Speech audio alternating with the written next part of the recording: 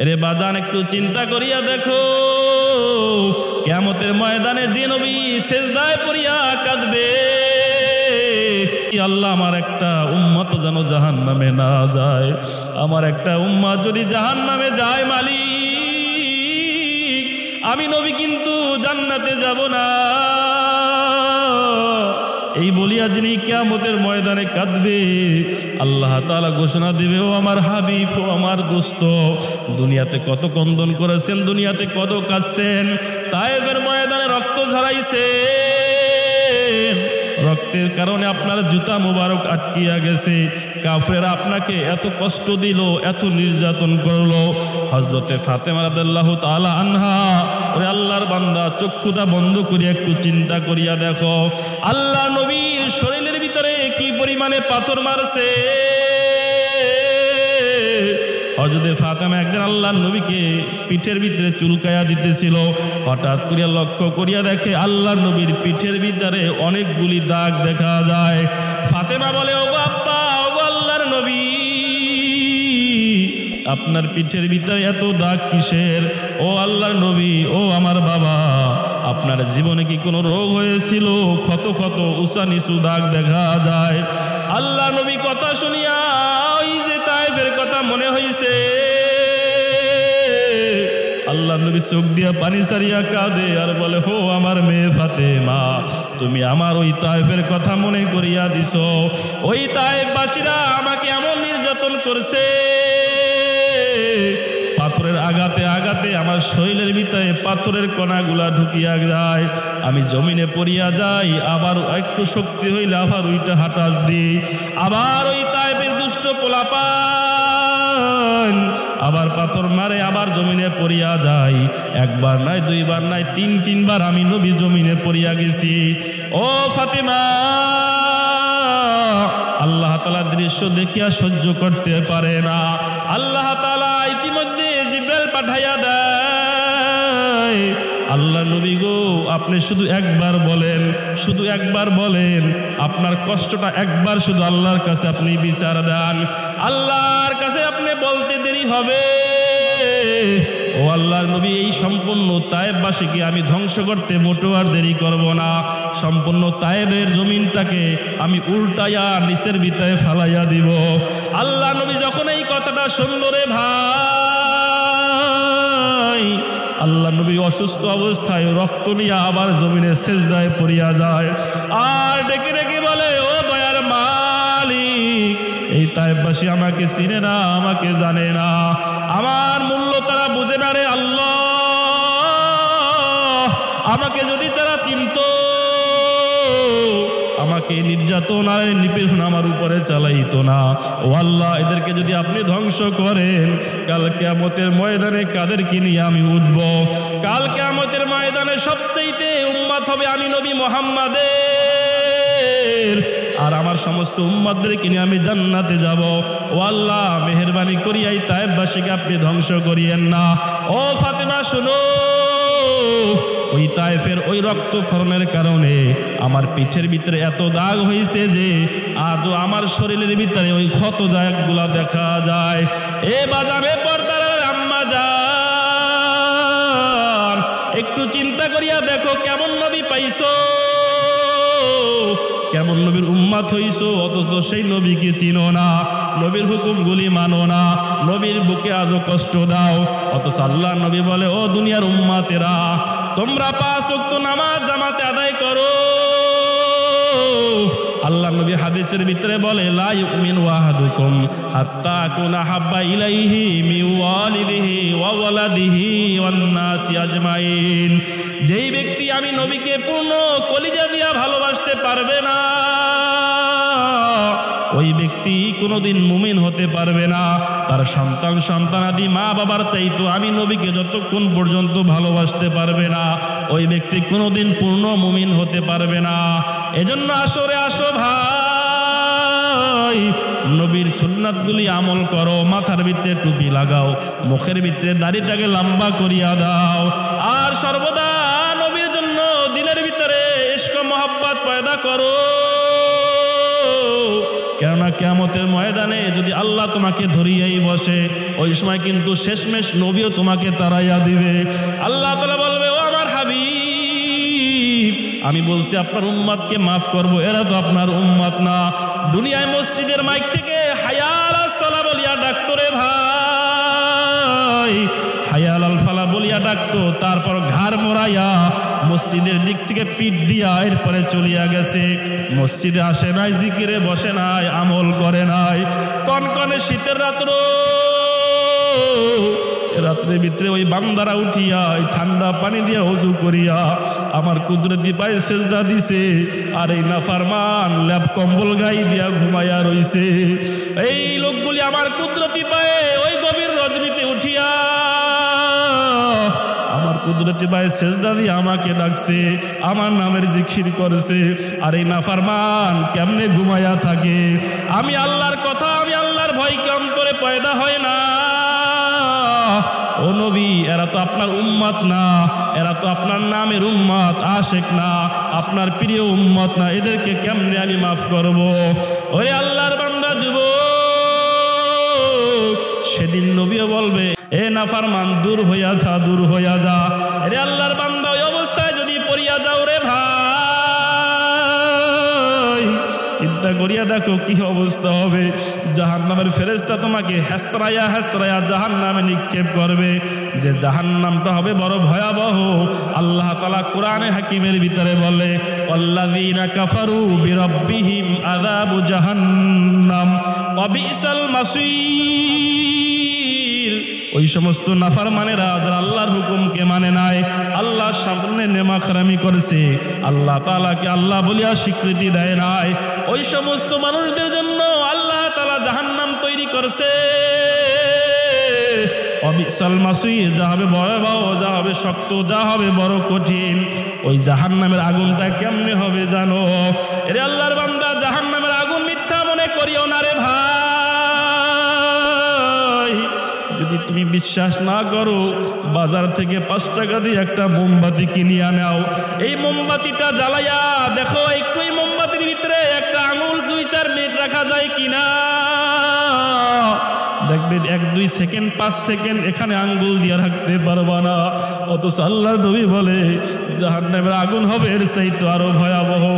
এই আগুনের চাইতে 70 গুণ তাপ হবে জাহান্নামের আগুন।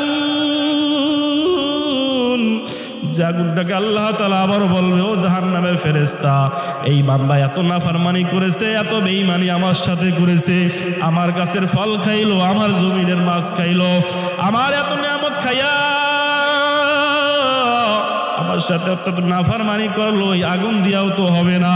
ও ফেরেশতা, আগুনটায় আরো 1000 বছর তাপ দাও। আল্লাহু আকবার। ফেরেশতার আল্লাহর হুকুম পাইয়া রে ভাই আরো 1000 বছর আগুনের তাপ দিবে। সম্পূর্ণ আগুনের রংটা সাদা বর্ণের হয়ে যাবে। আবার 1000 বছর পর বলবে, ও আমার মালিক, 1000 বছর তাপ দিলাম। আল্লাহ বলবে, না না না না, জাহান্নামী এই বান্দার গুনাহ দেখলে আমার মনে হয় এই আগুন দিয়াও হবে না, আগুনটারে আরো 1000 বছর তাপ দাও। জাহান্নামীর আল্লাহর হুকুম পাইয়া আরো 1000 বছর তাপ দিবে।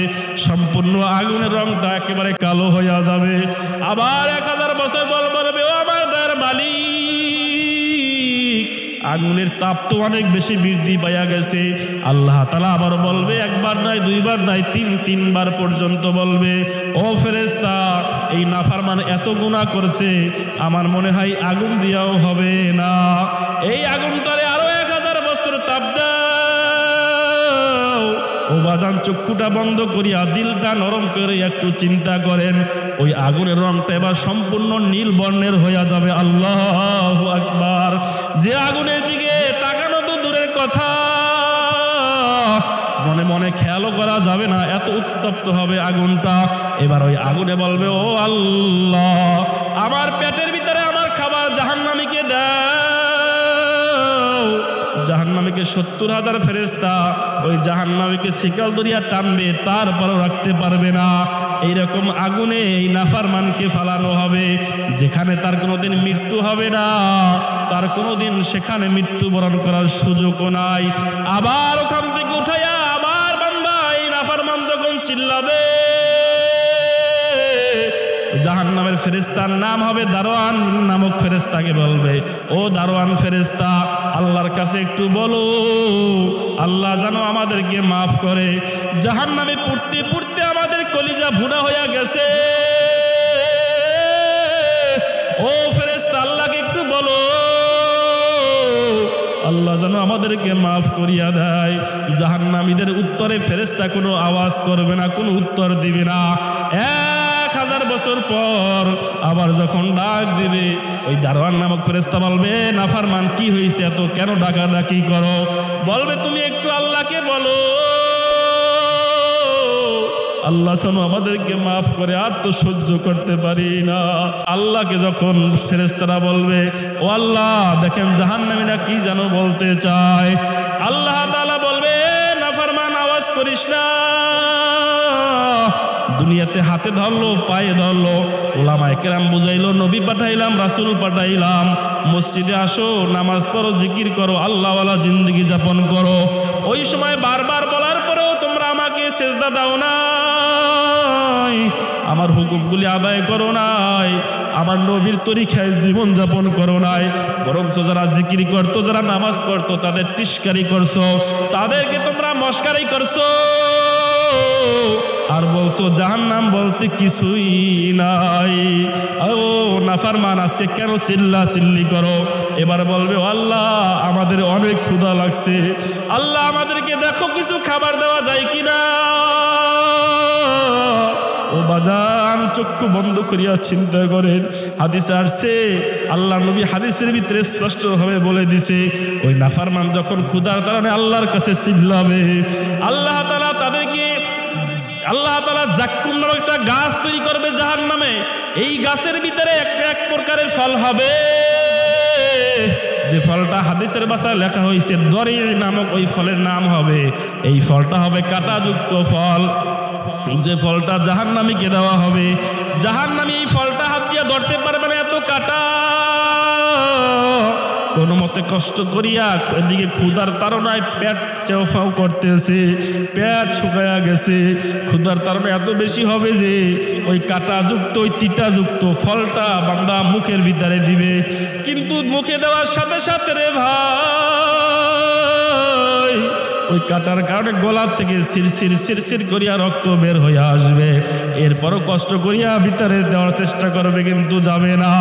এবার চিল্লাবে, ও আমার দয়ার আল্লাহ, আমাকে একটু পানি দাও। ও জাহান্নামী বান্দারা এমন ভাবে চিল্লাবে, আল্লাহ তাআলার ফেরেশতারা, জাহান্নামীর ফেরেশতারা তাদেরকে এক প্রকারের পানি নিয়ে আসবে।